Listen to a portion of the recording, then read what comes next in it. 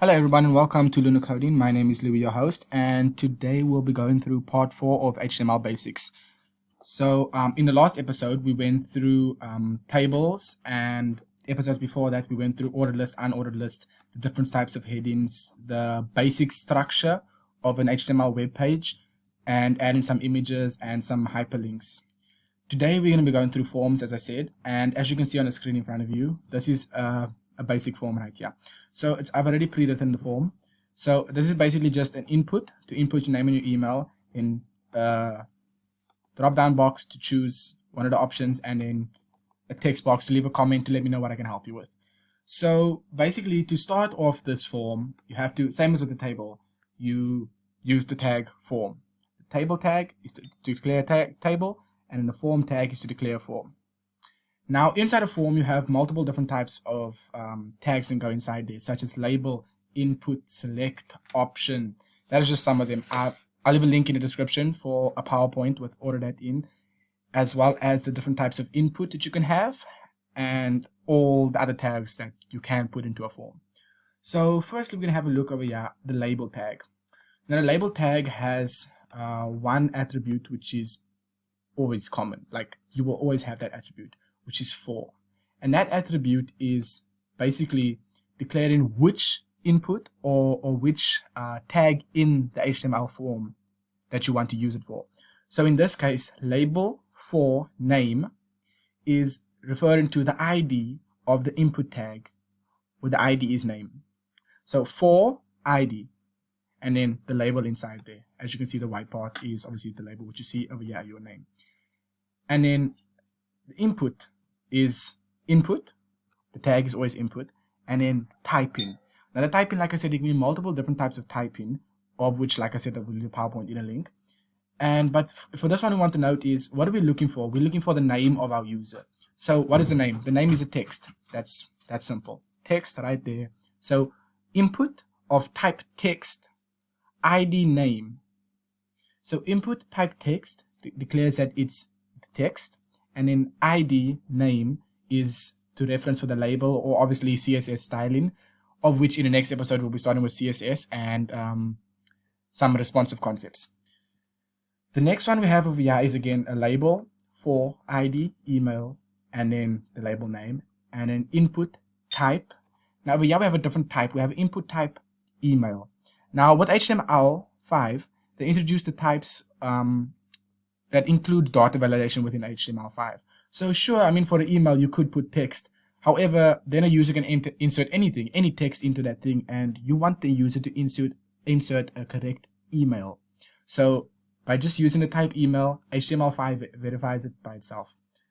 As well as you can see, the email ID and for email, which is the ID.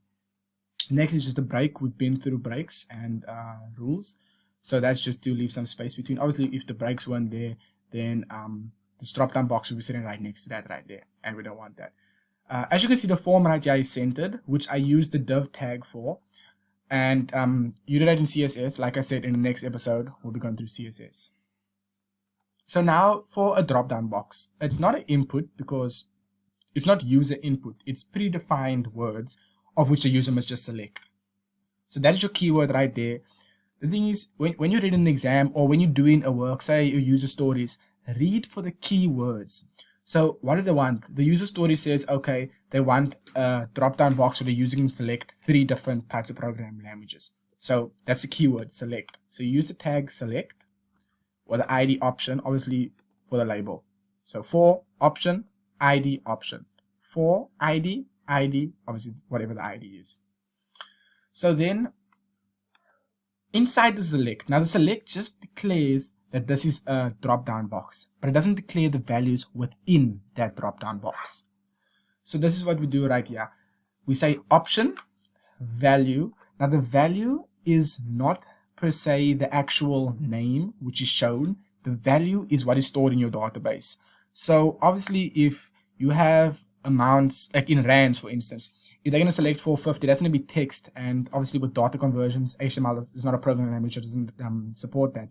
But in your database, if your value is 450 as in currency, it will store that incorrectly into the database. So basically, this is what we use to process inside of our database. So in this case, like I want to process, okay, people who need HTML help and people who need CSS help, I want to separate them. So that is how I'll process this with the value. So as you can see, there's 3 option tags here, each with their own value: CSS, HTML, and JavaScript. And then inside the option tags, we have the white writing, which is the actual options which the user gets to see. And then underneath that, we have our last thing, which is, second last thing, my bad, a text area. Now, a text area is basically, if you're going to see on a website, they have a form and it's like, oh, you have a problem, like for this case, I want you to tell me what your problem is, which programming language I can help you with. So this will be for you to leave a comment or describe what your problem is.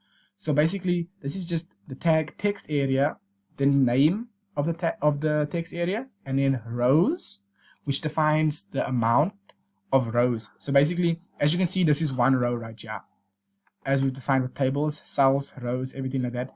So this is one row. It can go up to 5 rows down, and it can go 50 columns wide. That just defines the space of which the user has to type in. Then next after that, we have the button. Now, button of type button. And then on click, which is the event which happens. So when you click this button right here, so on click, when the user clicks it with their mouse, an alert will happen on top of the screen and it will say, we will answer your question as soon as we can. So basically what's going to happen in this form is the user is going to insert their name, the email, and the programming language or the markup language which you need help with, and then insert their problem, and then they're going to submit it. Then obviously when you start using PHP and all of that data will go to your database, etc. And then that will pop up, say, we will answer you as soon as we can. And that is basically what the outlay of this form is. As you can see, there's the div tag I was talking about. There's the closing form tag. Now, the form is situated in the div, obviously, so we can position the form. You can do that with CSS, with the form itself, or div. I just like to use div because divs are containers, basically. Now, I'm going to show you quickly how to insert a label and an input. So that's how we start label, right there. And then again, so what do we want now? I want the user to insert an email address and a phone number. So basically, I can contact them on either one. So for, now what do we say? The for is the ID which we need to use. So if I'm going to be using input type, whatever, ID. Now the ID is a specific name, like if you think of a programming languages, variables have specific names which declare them, which helps you know what those variables are before. So the ID is the exact same thing. So the ID for, I'm going to say cell because I want to know the person's cell number. There's that, your cell, and then label, closing tag. And then that's our label done right there. Now next we want to use the input. So where is our user going to insert their number? Now, like I said, for the email, there is a certain typing which allows HTML5 to verify that it's the correct typing that you want. So as in email, it verifies that it's an email. The same as for a cell number. HTML has pre-built set in that is called tel. The type tel gives you the option for the user to insert a telephone number. And obviously we need an ID because we have a label. So what is our ID? It's cell, because for cell and our ID must then be cell. And that right there is how you insert an input. If you scroll down here to the bottom, we will see there's our new tag. We can insert a name, email address, cell phone number, select the option, and then you just insert forms. There we go. And then once I click for this alert over here, it says we will answer your question as soon as we can. And that is that.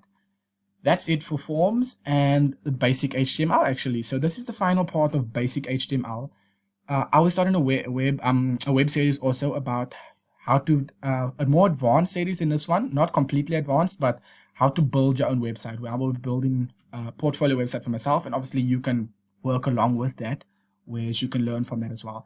And in the next episode in this series, we'll be starting on CSS and more in-depth attributes of HTML. Thank you for tuning in. This is Luna Coding. If you liked, please leave a comment, subscribe, and give a thumbs up. I'll see you next time.